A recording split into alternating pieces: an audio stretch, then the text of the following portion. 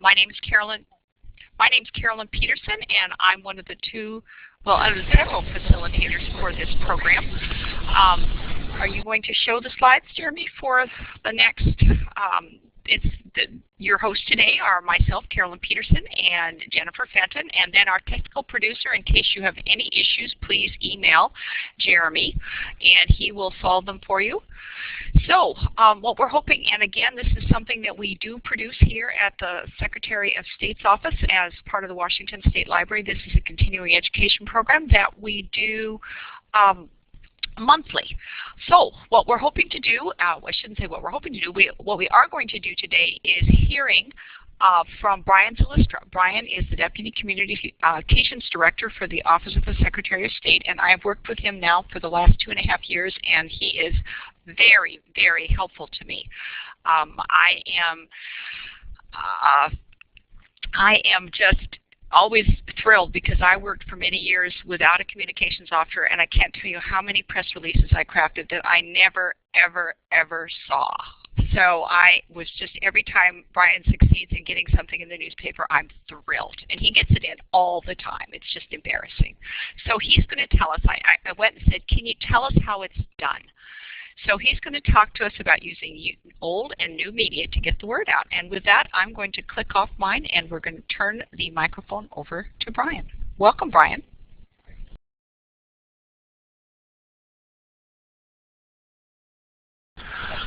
Okay, well, thank you, Carolyn. I appreciate the warm greeting, and welcome to everybody listening this morning on First Tuesday.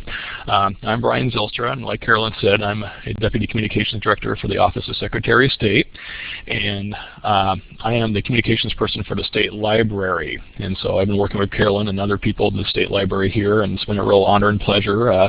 They have a great library system here, and I'm sure all of you appreciate their work as well. So we're going to talk about how you can use both old and new media to help get the word out for your library in case you have an event or a program that you want to help publicize. So we'll move along to the next slide here. With old media, the newspaper is still the main format, I would say, especially for those of you who are in a smaller community. Though newspapers are shrinking, they are still a pretty reliable medium, especially in the smaller towns.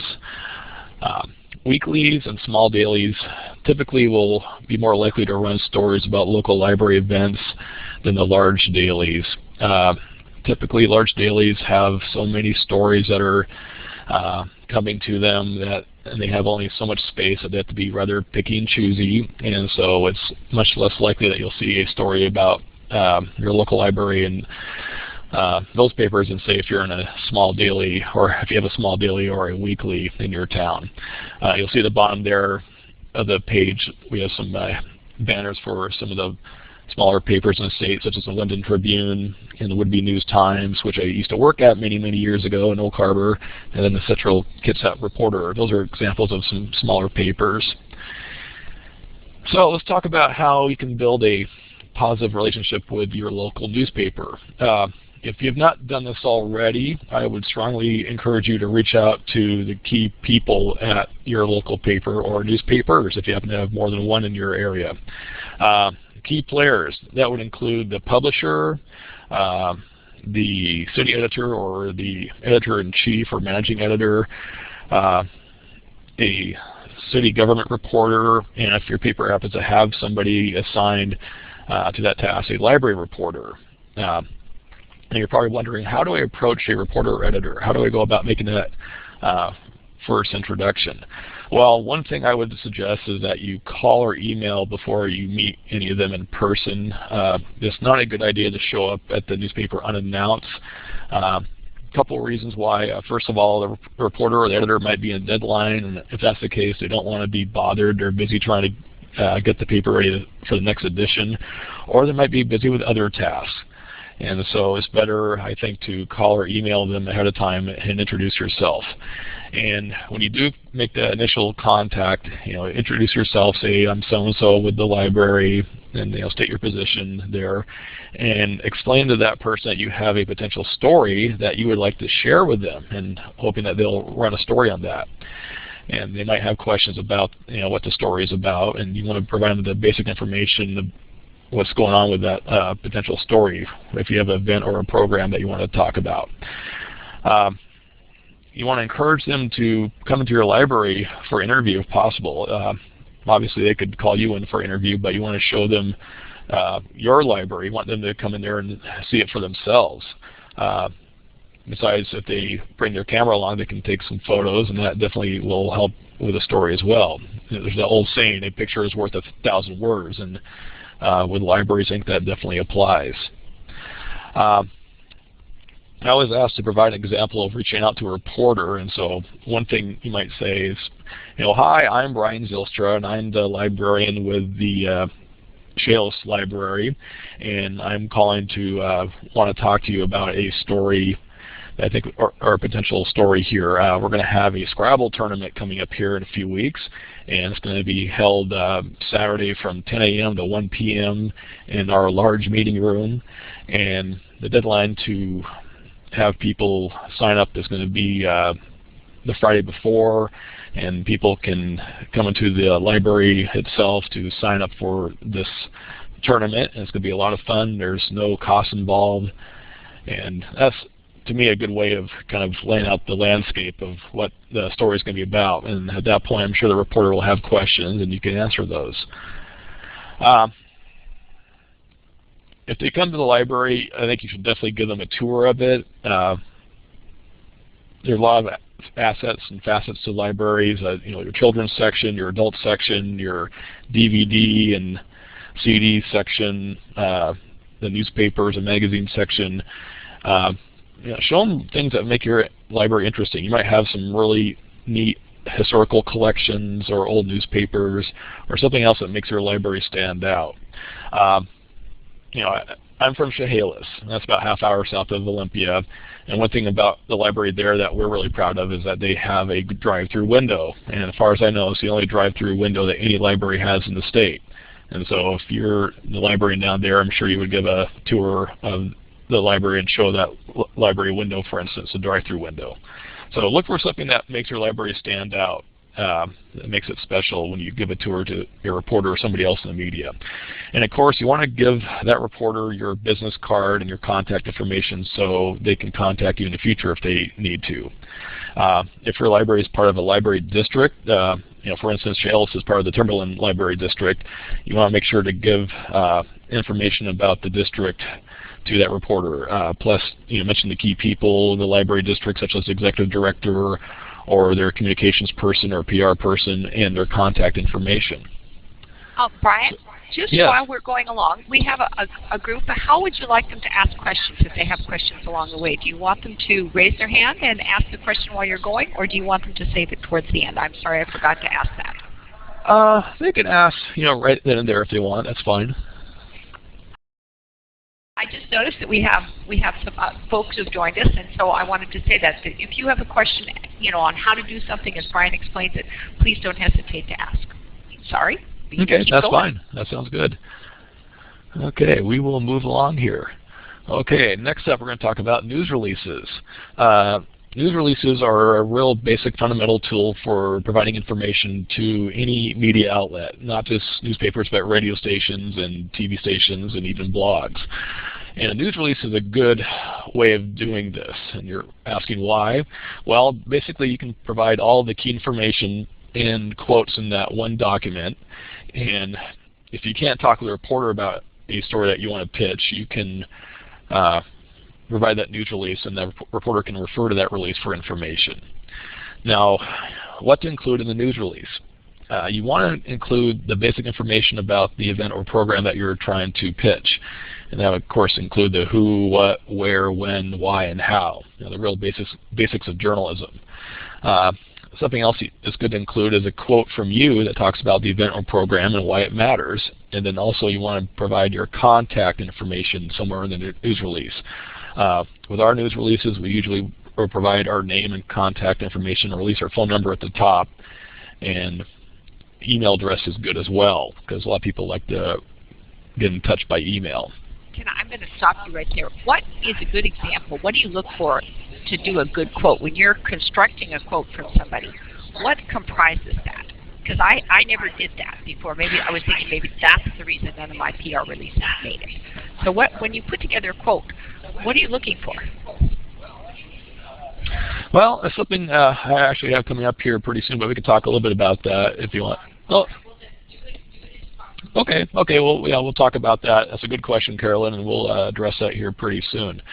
I mentioned about some libraries have library or part of library districts, and they usually have some public relations or communications professional. And I want to talk a little bit about how you can use that library district's PR Pro. One thing you should do is let the PR person know about your potential story, what's going on, whether it's an event or a program or something else happening, and tell the PR person the main facts of your story, what's happening, when it's going to occur, the date and time, the location and address, why it would be interesting to people, if there are any deadlines like for any contests or something like that. And if it's an annual event, it's good to let the PR person know how many years that event has been occurring. If it's something that's been going on for 40 or 50 years, it's nice to mention that. It's something that's a real traditional part of the library in that community. I can mention some examples of how I work with the state library and some different stories. I'm sure some of you are aware of the Ask WA program that the state library has, and also the Ask WA app that came out a few months ago. That's something that we've worked with the state library, and that got a lot of good coverage. The e-audio books. I have a news release here actually printed out that I did last April about that, and I'll tell you what I had for a headline and what the first paragraph was. The headline was, e-audiobooks coming to many libraries. And the first paragraph was, people typically go to their local library to check out books, including books on tape and CD. Thanks to a new project coordinated by the Washington State Library, many titles can arrive directly on someone's computer for free. And after that, I provided more information about it, including any links to the state library, and explains what the audiobook program was about. And if you want to actually see that news release or other news releases that our office provides for the state library, you can go on our Secretary of State's website, which is sos.wa.gov. And when you're on the home page there, you can look on the left side and see a link for Newsroom. If you click that on, you'll see all our news releases we've done going back several years, and they're not separated by division. We have the state library, we have state archives, the corporations division, elections division. Anyway, all those news releases are just bunched together, so I apologize for the fact that it's not separated by our division like state library. But at least you can go there and you can see some of those news releases I'm talking about, so you get at least an idea of what we've been doing with those news releases. Okay, then also underneath e-audiobooks here I had another example of the Letters About Literature Award, which I'm sure some of you are aware of, in which we encourage students to write letters about books written by their favorite authors. Brian, on that last one, when you said, when you constructed that, what was it that you put that you knew would grab, in those first two things that you shared with us, what was it that you knew would grab about that news release that would grab somebody's attention? I think, the main message is that with the e-audio book, it's something that, can be, accessed by somebody's computer for free. I mean, free is obviously something that's going to get people's attention. And the news release talked about how you can, have this available for people, how it's come about. I worked with Will Stoyvinga about this, and he talked about how a lot of smaller mid-sized libraries were about to offer this service, the downloadable audiobooks. And before that, only the larger libraries had that. So it was a real breakthrough, I think, to have the smaller libraries be able to have access to e-audiobooks for their patrons.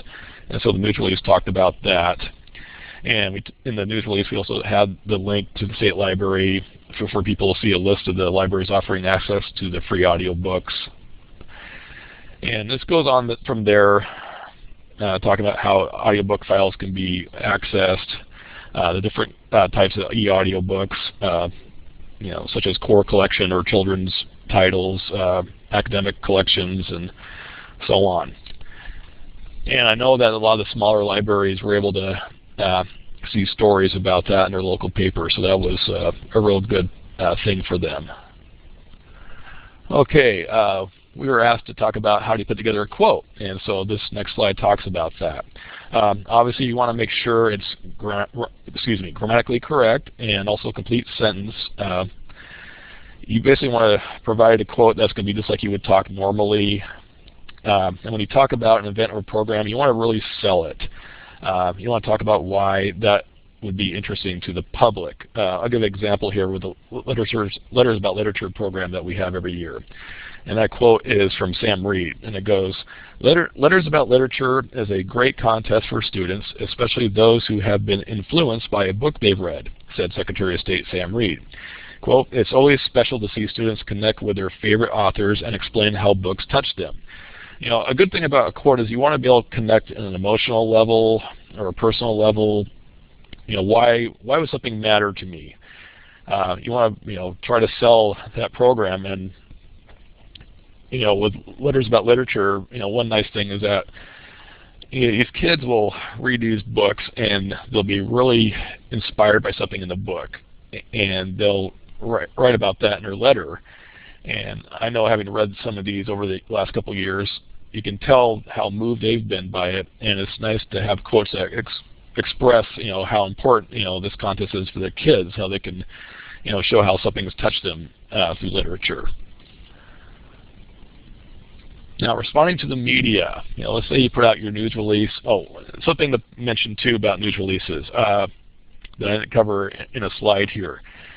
20 years ago, when I was first working in the state legislature, we would send out news releases by snail mail. We would, type them up. We would print out the news release. We would stick it in an envelope, put the stamp on there, and mail it.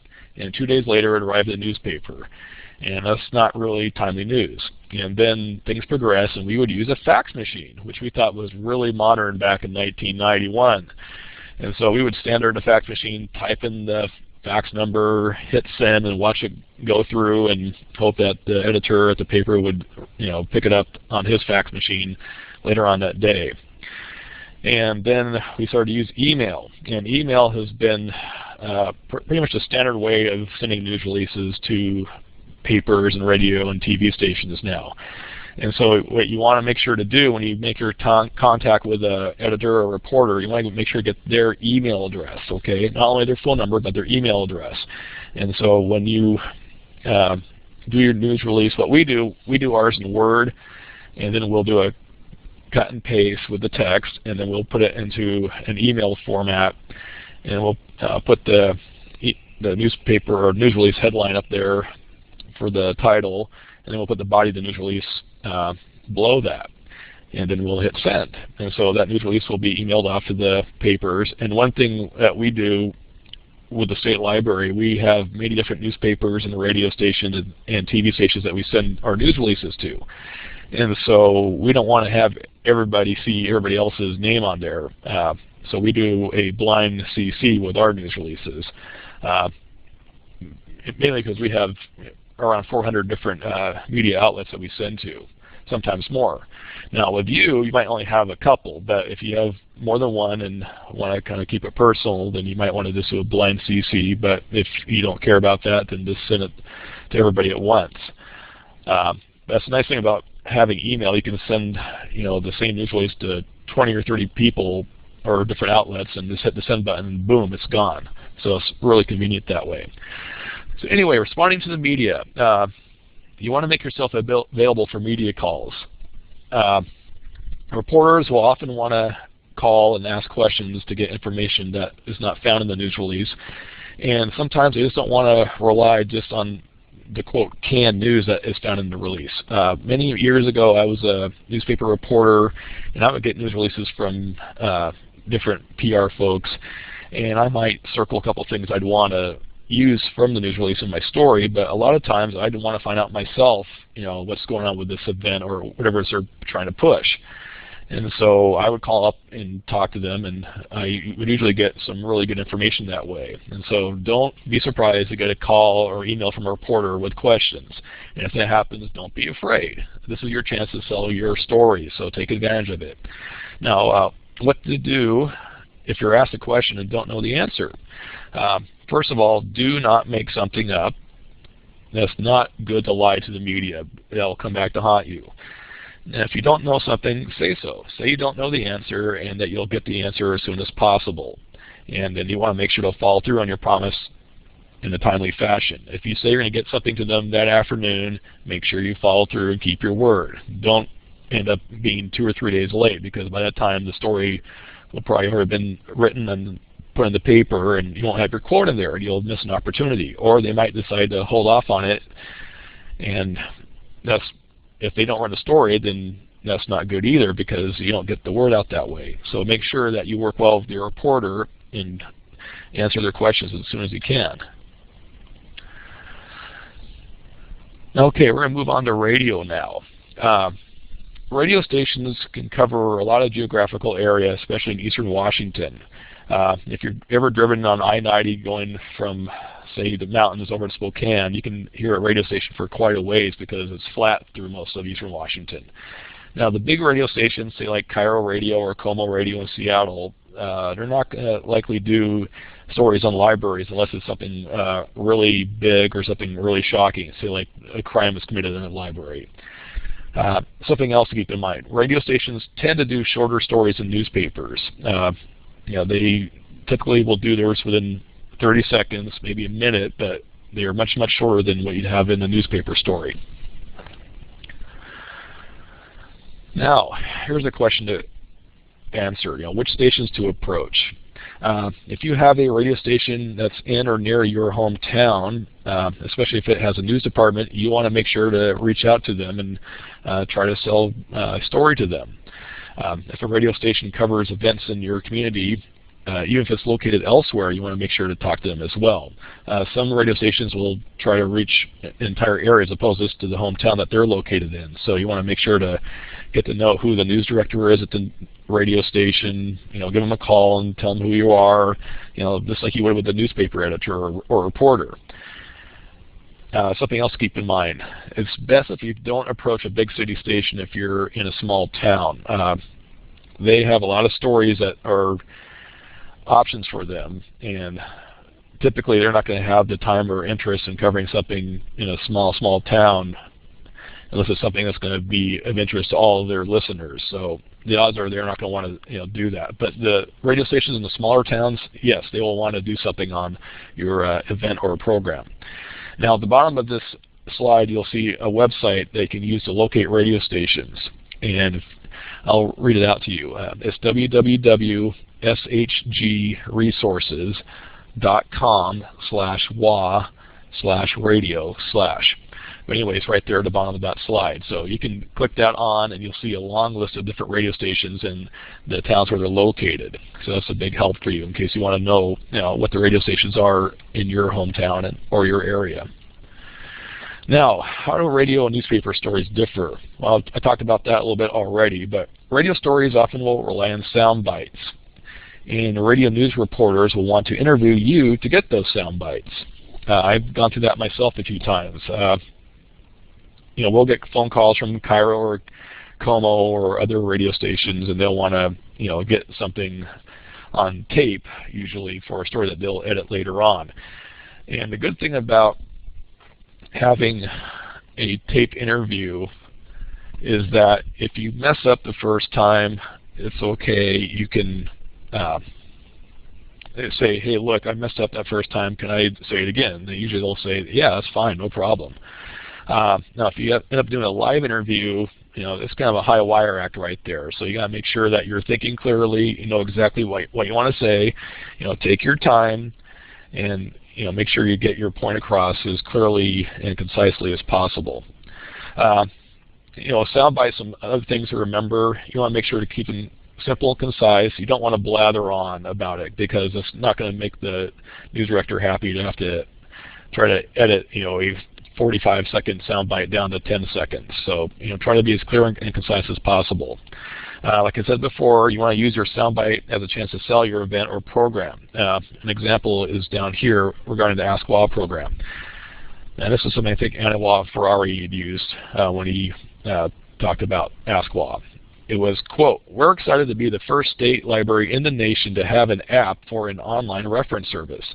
We know that more and more of our patrons use smartphones and other technology utilizing apps. So it's great to have an app that showcases the great service that we provide through AskWA." You want to explain why your program or your event's going to be really interesting and fun and why people want to go to it and use it. Now, what to do if you're asked to do a radio interview. Like I said before, it likely will be a phone interview. It's pretty rare for a radio reporter to want to come into the library or whatever event it is to talk to somebody. Most times I want to do it over the phone. But just be prepared in case they do want to come down there. Now, be prepared. That means a lot of different things. Like I said before, you should know ahead of time what you'll say. Don't just wing it. You want to have an idea what you're going to say and practice it. Another thing to keep in mind, you want to anticipate questions ahead of time. If you have time, maybe you and one of your staff people can work together a Q&A sheet, a question and answer sheet, in which you can come up with potential questions that they might ask you, and then write down the answers to that, and just use that as a reference and make sure to memorize it. Something else to keep in mind is remember that nobody can see you on the radio. I'll share an anecdote. Many years ago, I was on a media tour with a state senator down in Clark County, and he was being interviewed at a radio station in Vancouver, and they asked him a pretty tough question, and this legislator nailed his answer perfectly. He did a really great job. And after he got done answering that question, the radio news director didn't say anything for a couple seconds. And that's the old ploy that radio folks will do. Those kind of leave some dead air there, and they're hoping that you'll want to respond and try to fill up that dead space. Don't fall in that trap. And anyway, when this reporter didn't have a follow-up question right away, I kind of gave the throat slit sign to the senator to let him know that, hey, you just nailed your answer perfectly. You don't need to say anything else. And obviously nobody who listened on the radio saw that, because in the radio you can't see anybody. It's all audio. So just keep that in mind in case you do a radio interview. Some other points to make. Make sure you say your key messages. Come up with 2 or 3 if possible about the event or program coming up. Try to think about the 2 or 3 most important things you want to get across in the interview. Make sure it talks slowly and clearly. You want to make sure that you're heard well by the listener, so don't rush it. Be articulate. And like I said, if it's a tape interview, you can redo your sound bites. So if you mess up the first time, say, hey, look, can I do this again? I want to make sure I get this right. And almost every time the radio guy will say, sure, no problem, and you just do it again. Now we'll move on to using new media. Until I started working in the Secretary of State's office a couple of years ago, I had hardly any exposure to new media, and it's been really interesting for all of us in our office. We had somebody in our office until a few months ago named Christina Sidarius, who used to work at the Seattle Times, and before that she worked in China at a newspaper bureau there. And Christina was just brilliant with new media. She helped establish our blog, which is called From Our Corner, and it was one of the first state agency blogs in Olympia. And we still have it going on, and it's a lot of fun to be a part of that. I'm not the greatest expert on blogs and other new media, but I have a few suggestions here and observations. With blogs, you want to make sure, first of all, to let your patrons and your library stakeholders know about your blog. If you don't have it advertised or let people know about it, it's kind of like the old saying, a tree falling in the forest and nobody's around there. I mean, did it make a sound? You want to make sure that people know about your blog so they can check it out. People wonder about how often, should you do a blog, or if it's worthwhile to do it all. In our office, we, try to aim to do at least 3 blog posts a week, but obviously with libraries, you might not have enough going on to do it 3 times a week. But I would encourage you to try to do at least 1 or 2 blogs a week, and if you can't do it that often, you might, consider not doing a blog at all, because you want to make sure it's fresh and updated. It's not good to have a stale blog, because people will not want to check it out if it's the same old news, week in and week out. You want to make sure it's updated on a regular basis. Photos and artwork are very important. They really capture people's attention. One thing we do with our blogs, We always include some kind of artwork with it. Usually it's a photo, but sometimes it could be a document or some other illustration. And I'll talk about that a little bit here pretty soon. You're probably wondering how to get photos. One option is to get, I put quote marks around this, free photos from Shutterstock, because I think you have to pay a certain fee to get that. In-house photos are great because they help sell your library and its programs. And I would strongly recommend trying to use photos that you've taken or your staff has taken of your library if possible, because I think it will sell your library a lot better than using Shutterstock photos. I'm sorry this last bullet didn't come out all the way there, but I was going to say, if you have a line drawing capability, in creating illustrations like you see in the lower right-hand corner, try it and see how it looks. If you are a good illustrator, you might want to use some of those illustrations in your blog posts. Christina learned how to do that really well when she was working in her office, and so it was something she would do every once in a while, and it was kind of a nice diversion from the usual photos that we had on our blog posts. Okay, more thoughts on blogs.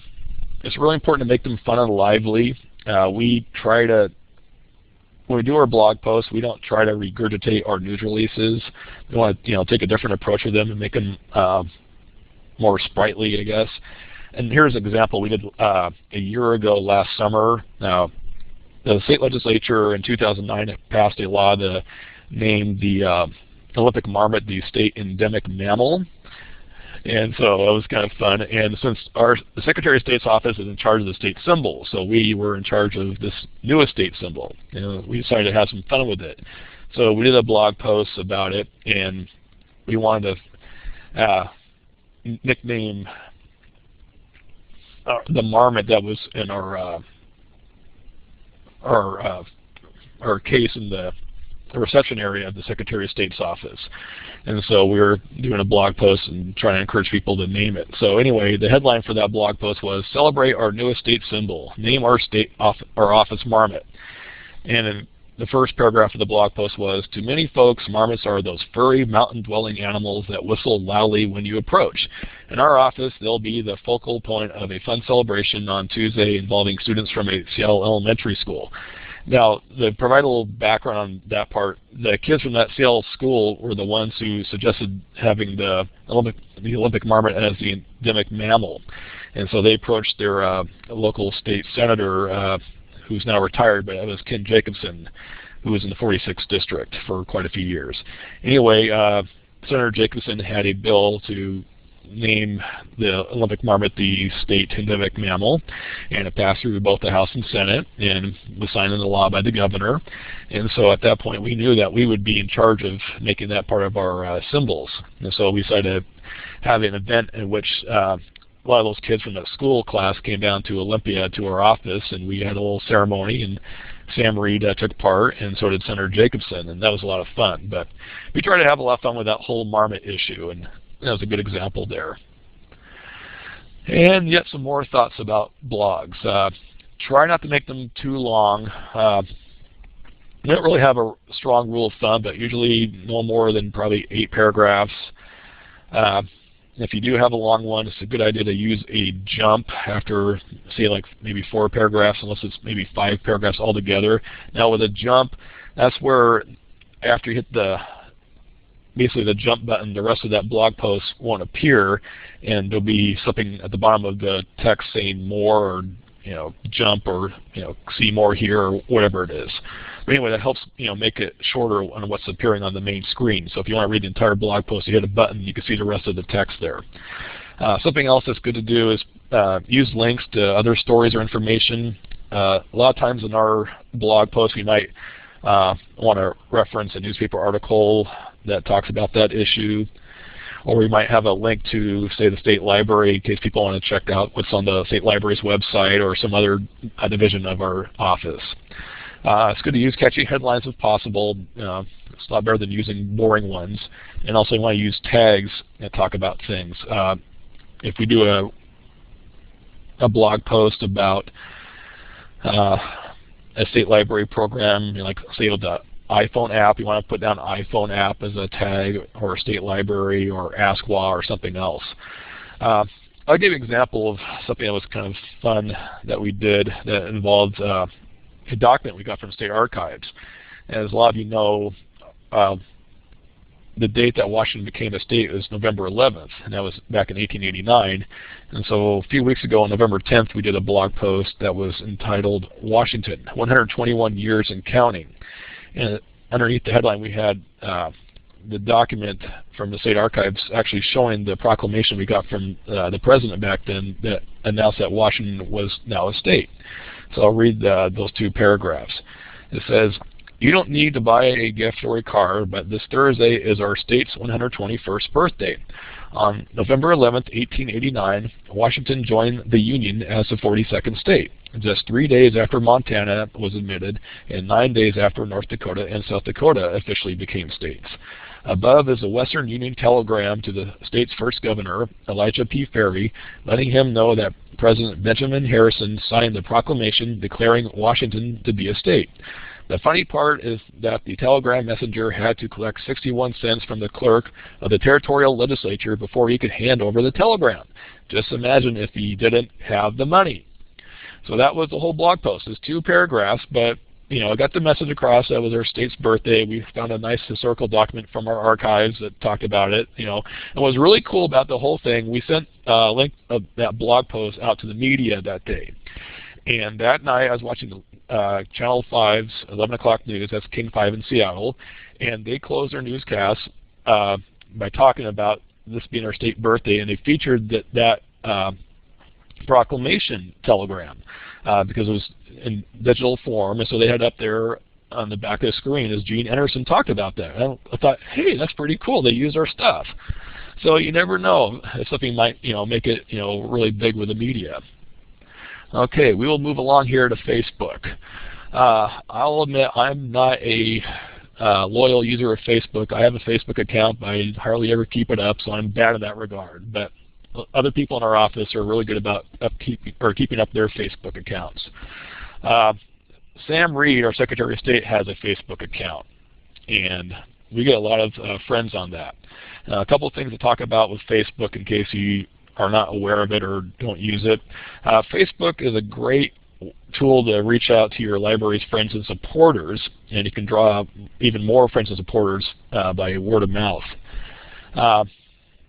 One question you might have is whether to feature the library as the subject of the Facebook account or your librarian. That's a good question. If you have a librarian who's been there a long time and is really, really well known, it might be good to feature the librarian as a focal point. If not, maybe you should make the library itself the focal point.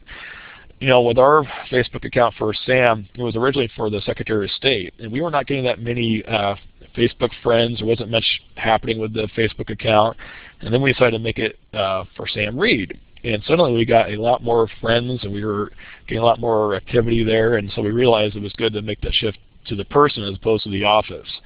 But that's one for you folks to decide. Like with blogs, it's good to use photos with Facebook. Anybody who's been on Facebook, they always check out the other person's photos, see what's on there. So that's something you gotta make sure to do. And also you want to make sure to update it regularly, just like with the blogs. You don't want to keep it stale because people will not want to check it out as often if it's same old stuff week in and week out. So make sure you update it on a regular basis. A couple other things, you should make sure to include a Facebook icon on your web page so you can click it on there. And even on, say, email signatures at the bottom of your email, if you can fit on there, for your Facebook icon, that would be good to do as well. So in case somebody sees the email that you send out and they want to check out your library's Facebook account, they can do that. Okay, moving on to Twitter. Our office likes to use Twitter quite a bit. Our communications director, Dave Ammons, used to be the Associated Press reporter at Olympia for 37 years, and he's very well known throughout the state. Dave loves to use Twitter. In fact, we call him the Twitter King. We like to kid him about that. Twitter is a great way to get a message out that's really short and sweet. Since tweets are no more than 140 characters, it's really important to use brevity. You got to make sure you get your point across in a real short manner. Twitter is great to use when you have a short message that you want to get out, or if you want to remind people of an event. We have things going on here, like, for instance, we had an event called the Day of Jubilation that celebrated the Women's Suffrage Centennial in Washington, and Dave and other people in our office were using our Twitter account to send out updates about the event. And so it's a good way to remind people about something going on. It's a good idea to try to link your Twitter to Facebook, and also your emails to mention that you have Twitter as well, so people can check that out. A lot of our divisions in the Secretary of State's office now have different Twitter accounts, so they're really excited about that, and it's a good way for our different divisions to get the word out on what's going on with their programs and events and other documents that they want to let people know about. All right, so we will move on now. Using other forms of media. We talked about old media and new media. Well, let's talk about some really old media. Flyers and posters. Those still work really well, especially in a smaller community. I'm assuming you have a bulletin board in your library. If you do, I'm sure you use that to post events coming up in your library or program. So if you're not doing that, take advantage of your bulletin board and post things there. Another place to put things would be schools. I'm assuming that you probably have a good rapport with the schools in your community, so try to take advantage of that by posting flyers and posters there, especially in the school library. The main stores or mini marts in your town, if you could put flyers there, why not ask the store manager or the person behind the clerk to let you put something up? That way more people can know about something coming up. Same thing goes with restaurants. See if they can let you put something up there about that. You go into a local Starbucks, you'll see a bulletin board somewhere there likely, and you see flyers all the time. So that's a good way of getting the word out. City Hall and other government buildings, you could talk to people there to see if you could put things up about that. Okay, some other ideas. Use your library staff, your local library board, and your friends of the library members to help get the word out on something to talk about programs. I'm a library board member in Chehalis, and our librarian, Korean Aiken, encourages us to talk about things coming up with our library, and we do that. And so it's a good way to get the word out there and things. It's a good grassroots approach to get the news out.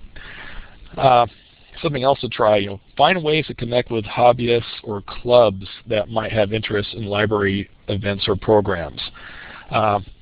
You might talk to somebody who has a hobby group, or you might have something going on and ask how they communicate with each other. They might have an email address for their whole club or something. You can send them information that way, or you can find out who the members are and ask for phone numbers or email addresses or something, or just mailing addresses, and you can mail them flyers or something.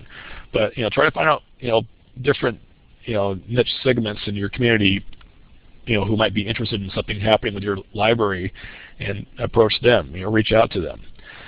Look for tie-ins with whatever is happening locally or in our state or beyond. One example I can give was the state library's Hard Times programs, in which they work really well with local libraries during this period of high unemployment. They talked about different things that are available for people to use to help them out if they're unemployed or if they're looking for a new job. And it's good to make that tie-in if possible. And it's good to talk up special programs or lectures or kids programs, authors hours, summer reading contests.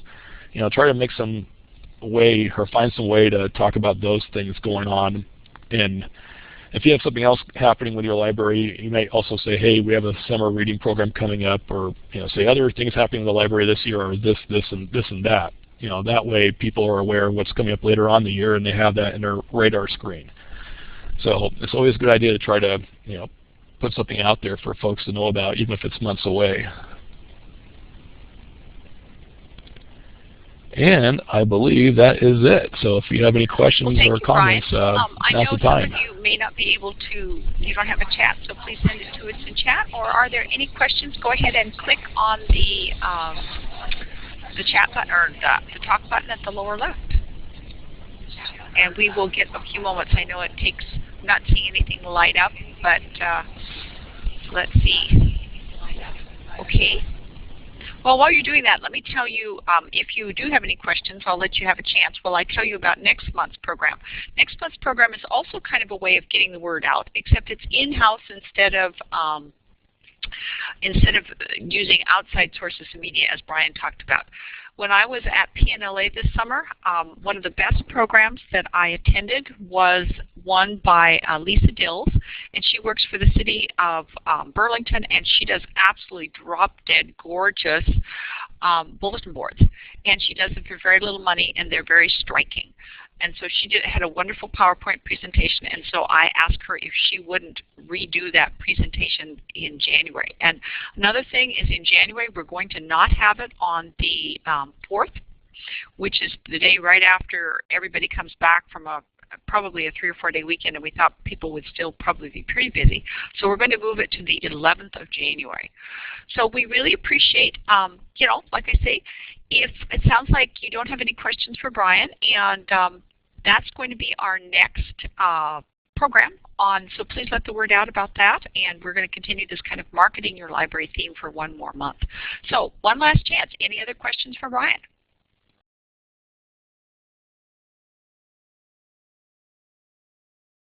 Not seeing any. I'll say thank you, and thank you for coming. And this, of course, will be archived. When will this be up, Jeremy? Sorry, most likely this afternoon. As soon as I get the archive link back from Illuminate, it'll be up and online. Well, thank you for coming, and we appreciate your attendance. And we hope to see you at our next first Tuesdays on January 11th. Thank you very much.